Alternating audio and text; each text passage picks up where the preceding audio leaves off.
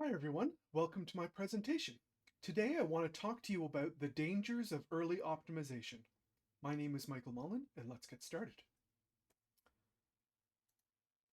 So a pretty bad agenda slide for you, but I want to talk about what and why I did what I did, um, and that's doing some optimizations on a piece of code that another YouTuber has allowed me to look at.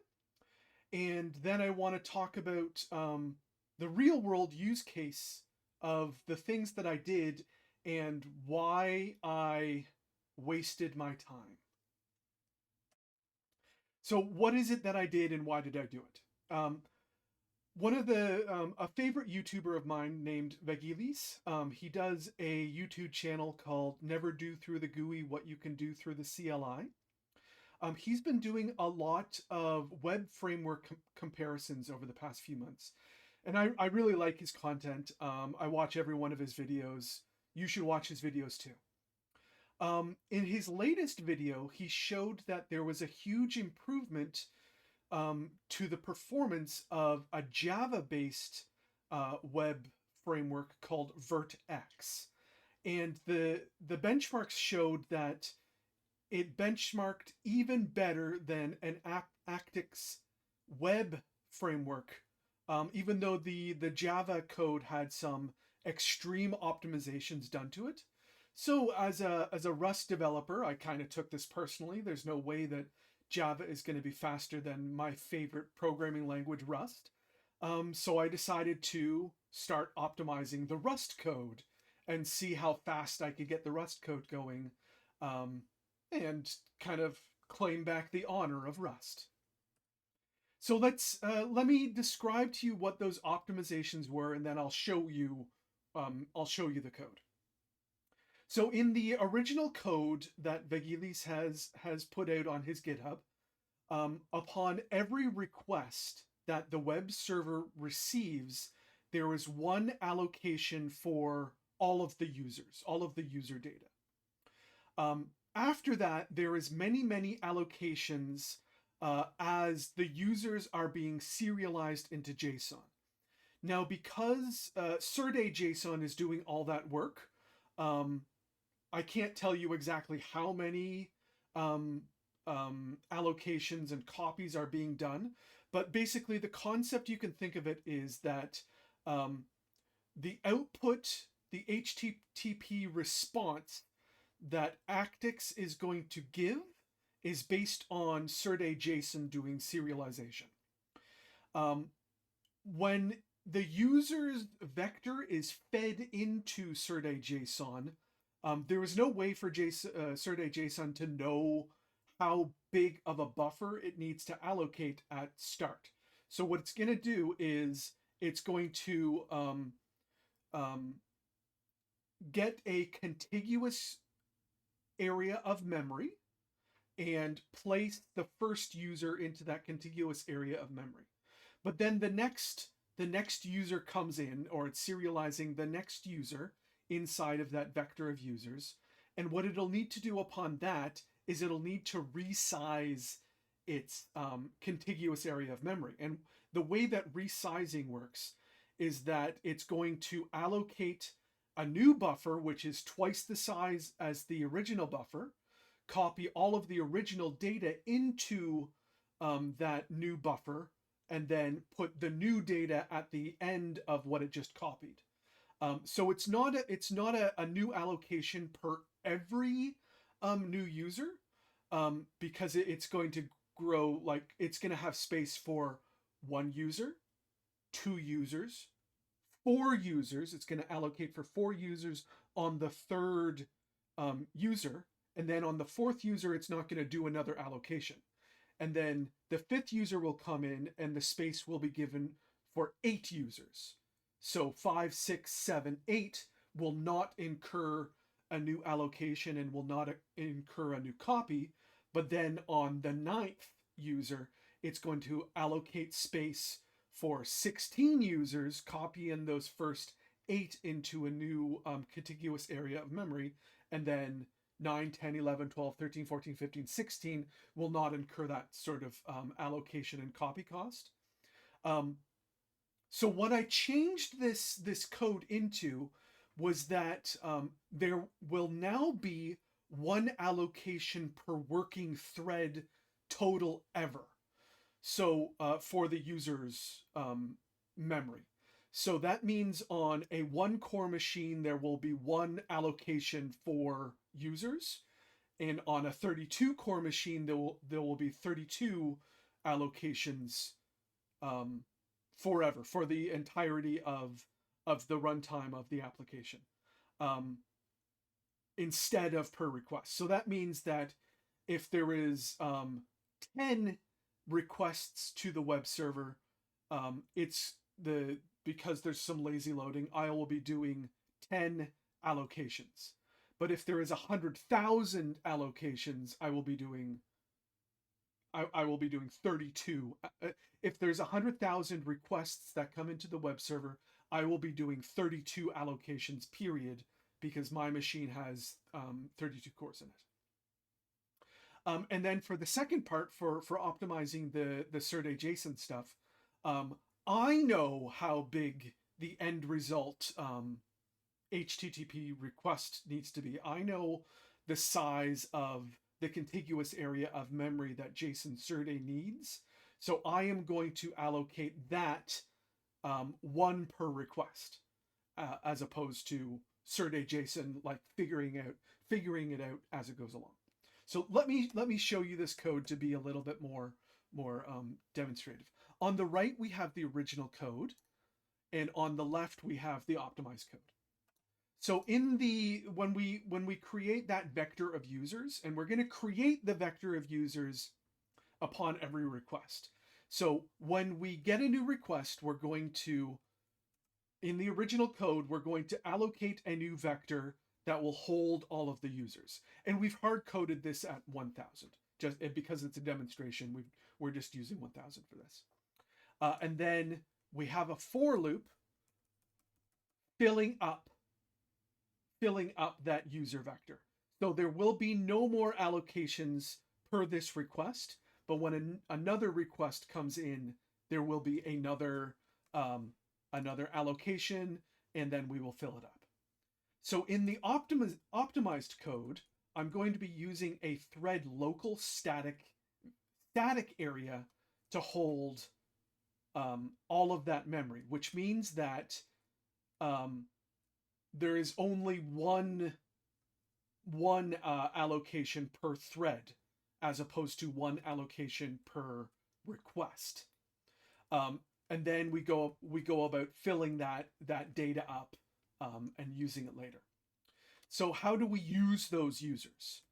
In the original code, we just get them in via the get users call, and then we get JSON Serde to do its work. And because we're just saying, hey, JSON Serde, you figure this out, it's going to have to figure it out, and it's going to have to resize, copy, resize, copy, resize, and copy, as I described earlier. In the optimized code, I am going to allocate one big buffer based on what I know of the data beforehand. And that means that I'm going to allocate, for our case, this amount is going to always be 1,000. So I'm going to allocate 1,000 times 128 bytes of memory for all of the JSON Serde to use, so that it doesn't need to allocate copy. It just needs to, I am doing the allocation for it, and it just copies in. So those are the two big optimizations that have been done on this code. What does that mean in terms of performance? And where are my, okay. So on the upper left-hand corner, this is going to run my optimized version of this project. In the lower left-hand corner, it's going to run the original code. So let's give the original code a run first. So I'm going to cargo run this, and I've already compiled this up because we don't want to sit around watching things compile. And I am going to run a website benchmarker called OHA to give us a benchmark of the performance of the original code base. So let me run that. And I'm going to run this twice because I've noticed that the first run of the unoptimized code gives different results upon every subsequent run of this code. It is also slowed considerably down right now because I am using OBS Studio to do my recording. But OBS is going to slow both of the versions down right now, so it should be a fair comparison.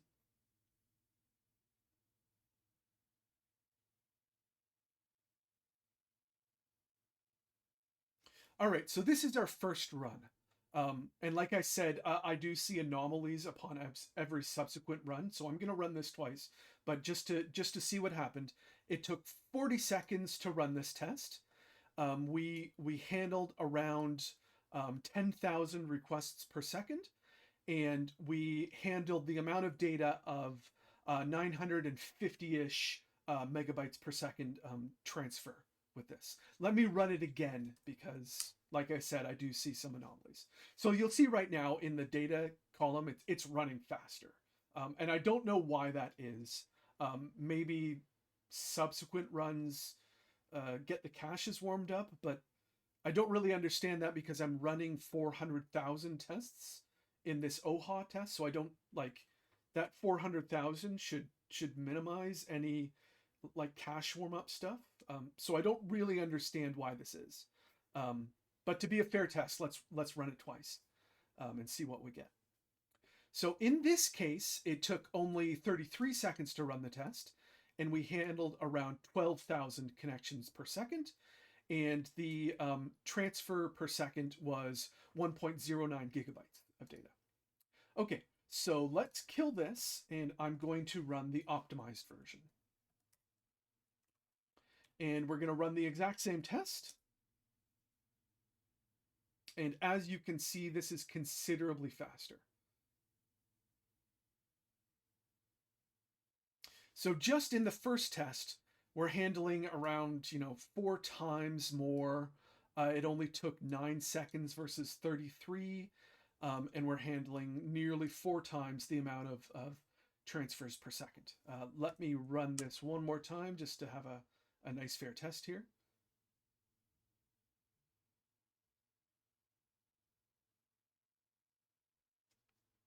And again, you can see the optimized version is a little bit more normal. There's no big leaps between runs here. I do have to say that performance on the original code seems to be much more impacted by my running of OBS Studio than my optimized code. Yeah, during my testing without OBS, I saw the original code run at about 3 gigabytes per second in the size per second here, and my optimized code to run at about 5.25. But yeah, this code is easily accessible to everyone, so give this a run on your own machine and see what kind of performance differences there are on your machine. But there is a considerable performance increase by doing the techniques that I just showed you. But of course, this isn't about the benefits of doing optimization. This is the presentation on the dangers of doing early optimization.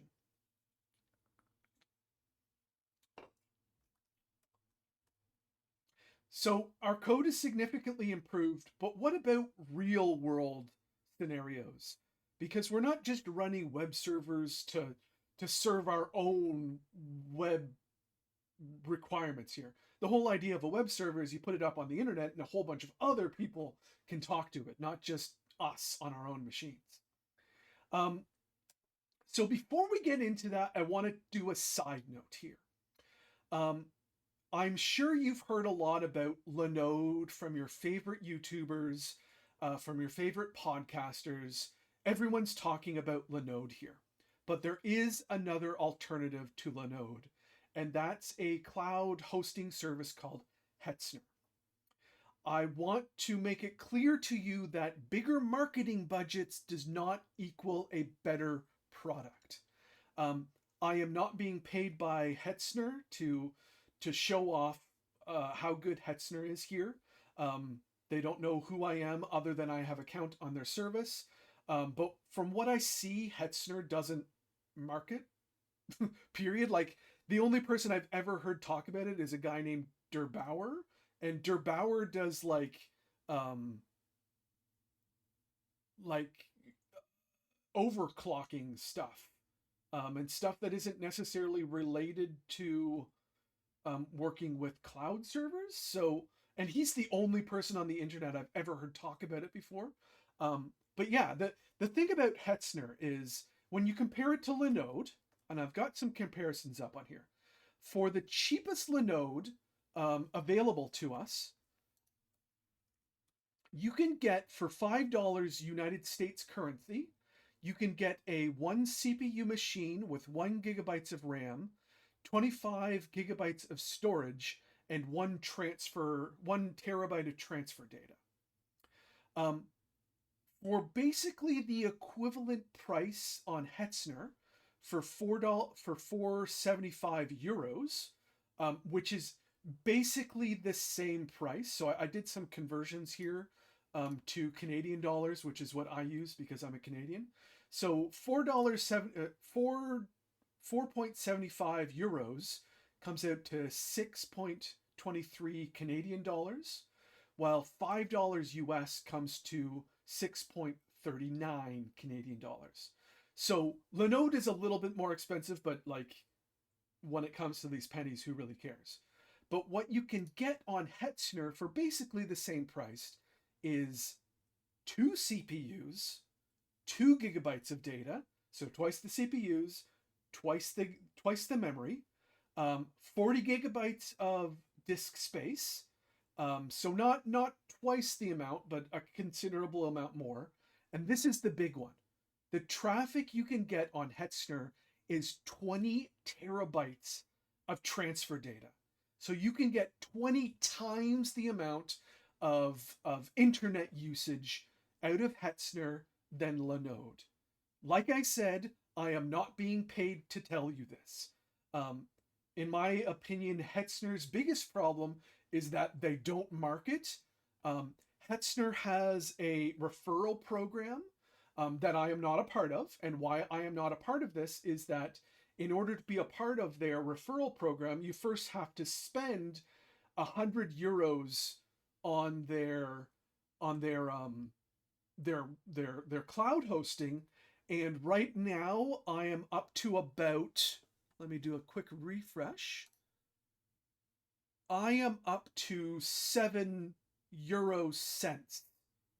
So I don't know if euros are, if they count their fractions in cents or not, but I'm spending as of right now 0.07 euros on my hosting needs with Hetzner right now. So I am 99.03 euros short of entering into their referral program. So this is the biggest problem with Hetzner. They're not marketing themselves. And maybe by not marketing themselves, that's how they're able to offer just a better product than their competitors. But yeah, 20 terabytes of transfer, that's insane. I can't believe that. That's just insane. So one thing you might be thinking though is surely Linode's transfer is faster than Hetzner. So let's give that a test. So I'm sorry for taking this side note, but we've got to take this test. So on the left side, I'm going to test on the left side, I'm going to test the transfer speed of a Linode instance that I've got running, and this is the $5 option. And on the right is the Hetzner $5 option, and I'm going to be testing the transfer here. On my left, my location of my Linode instance is in Toronto, and I am located in Ontario, Canada. So Toronto is a very close location for me. On my right side, my Hetzner is located in Virginia, United States, which is uh, it's maybe 2.5 times the distance, 3 times the distance as my Toronto location, but it's still fairly close in internet time. So yeah, let me log into my Hetzner here, and I'm going to be running a tool called iperf3 to do some testing. So I'm going to run iperf3 in server mode on my Hetzner, and I'm also going to remove my face from the recording right now. So let's run this and run the client of that to the Hetzner its instance, and we'll see how fast the bandwidth is.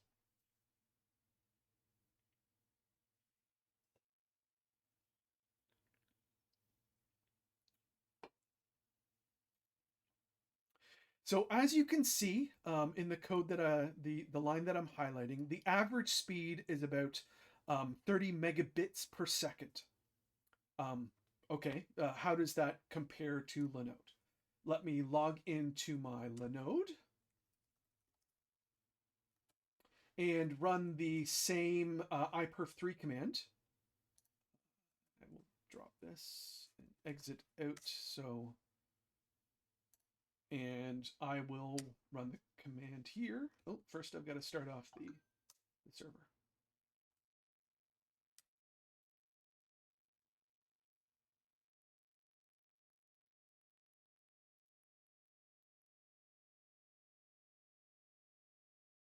All right, and on the Linode, it looks to be our average is 30.9 megabits per second.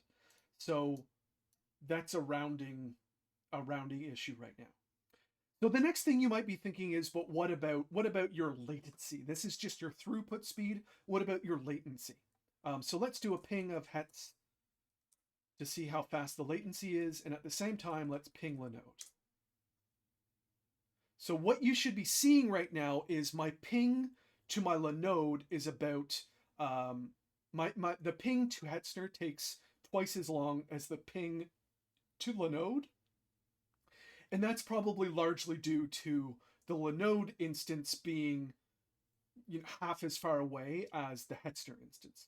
So this is the other big problem with Hetzner. Not only do they not market, not only does Hetzner not market, but the actual locations of their servers are, there's only, I think, 4 locations for Hetzner servers. You can get 2 locations in Germany, 1 location in Finland, and 1 location in the United States, while Linode has 4 instances in the United States alone, and they've got other cloud locations, co-locations all over the world. So if ping is very important for you, Linode is probably what you want to go with. However, that's a really hard sell for me when you get, twice the machine with 20 times the amount of data that you're allowed to transfer with Hetzner. So if you are a Linode employee, it's time for Linode to up its game, because 20 terabytes of transfer, you need to start competing with that Linode. Let alone just like you're not really this 1 gigabyte of RAM and one CPU isn't quite up to snuff. Like, yeah, that's not good enough, Linode. You need to up your game. Okay, so off of the tangent here. I'm going to exit out of my Linode and get back on track for the presentation. Let's run both the original code and my optimized version on that Hetzner instance, and see a real world comparison of the optimized code versus the original code. So what I'm going to do here is let me mix around my windows a little bit, and do some cleaning. So I am going to SSH into my Hetzner, And on my Hetzner, I have the original code for the web server and my version, the optimized version, already precompiled, because this takes quite a while to compile on a 2 GB 2 CPU machine. So I've done that before starting the presentation off. And while I am running these two things, I want to also be monitoring the usage, um, the I want to be monitoring htop to see kind of how the applications are actually performing, how they are utilizing the CPU and the memory. So let me run an htop up, and we're going to be running it pretty fast here with the -D2 option, so that it cycles pretty fast. And I'm going to filter for _web, because both of these programs are called something _web. So also we need to get that OHA ready to go. So my OHA is ready to go, and I am first going to run the original code. So don't pay attention to the bottom left-hand corner right now. What we want to look at is just the raw performance of the benchmark here. So here we go.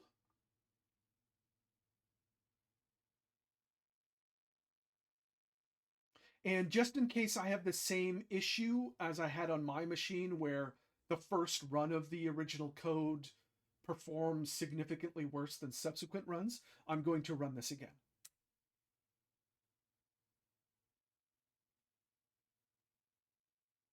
Now this time we are not seeing significant differences between the two runs here. So they both take about 7.5 seconds to complete, and they both transfer about 100 megabytes of data. Great. Now let's compare that to the optimized version.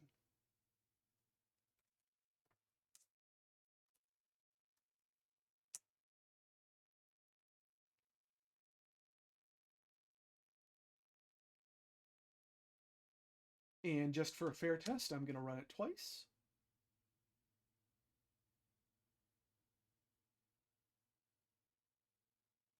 So it looks to be, it took about 7.5 seconds. It transferred about 100 megabytes of data. And this is nearly the exact same as the original code. So there is no performance benefit to my optimized code when I'm running in a real world scenario. And that is the danger that I wanted to highlight to you. I did all of this work to get a nice optimized piece of code. And if we go back to the code itself, it is less readable. It's not like completely not readable. The optimized code is not completely not readable, but it is not as readable as the original code. So that is a big hit to the optimized version. And if the optimized version truly gave us twice the throughput, it's doing this small amount of changes is absolutely allowed. There's no problem with having a few more lines of code if you can get twice the performance out of it. But we're not getting twice the performance. We're getting no performance out of all of these optimizations. However, that is not the end of the story here. I'm going to continue running the optimized version, and while I'm going to continue running the optimized version, and while this is running, now we want to pay attention to the lower left-hand corner.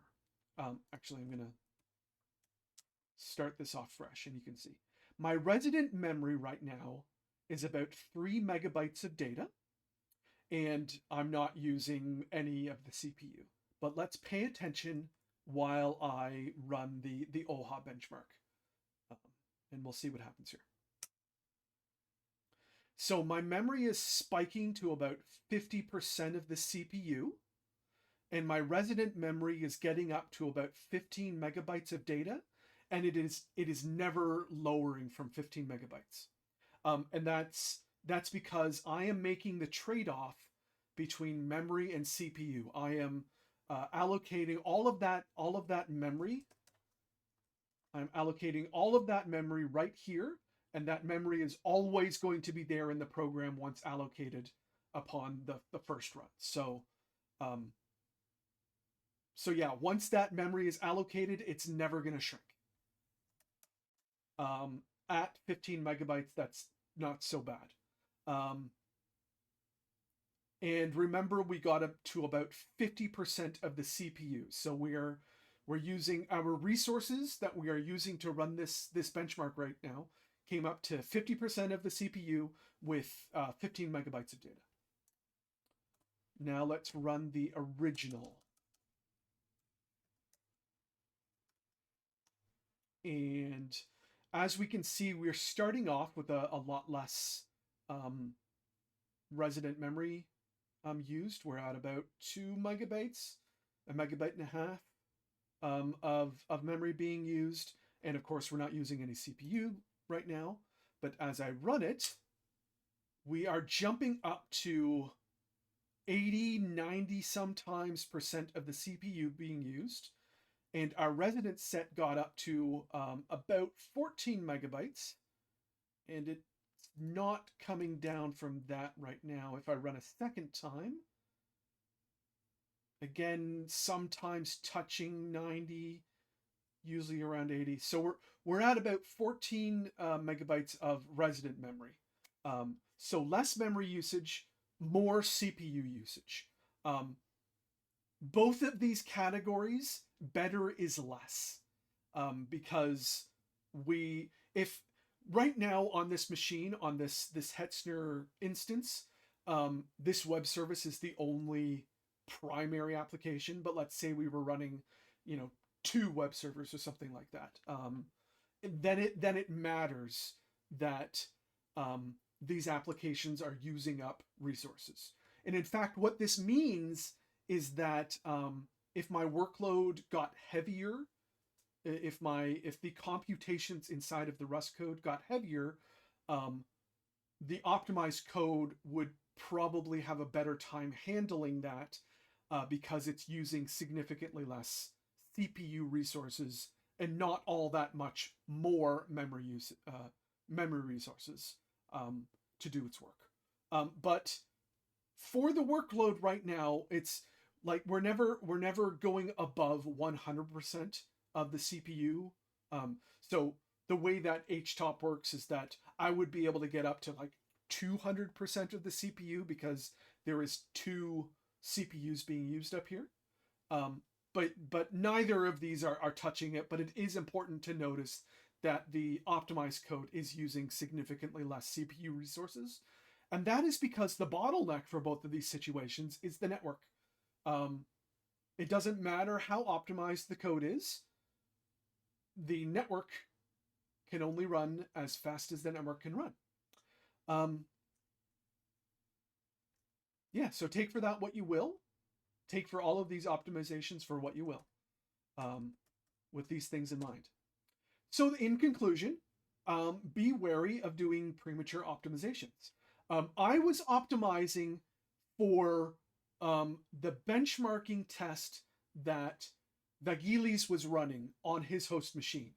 The situation in both of Java Vert.x and Rust actix-web was that he was running both of these on his host machine, and therefore the networking is the networking communication is extraordinarily limited, because even though there is some overhead of doing TCP sockets on localhost, this is extraordinarily minimized versus the cost of doing TCP connections to a server in Virginia, while I am located in Ottawa. So yeah, the conclusion is this code, unless you're concerned about that CPU usage.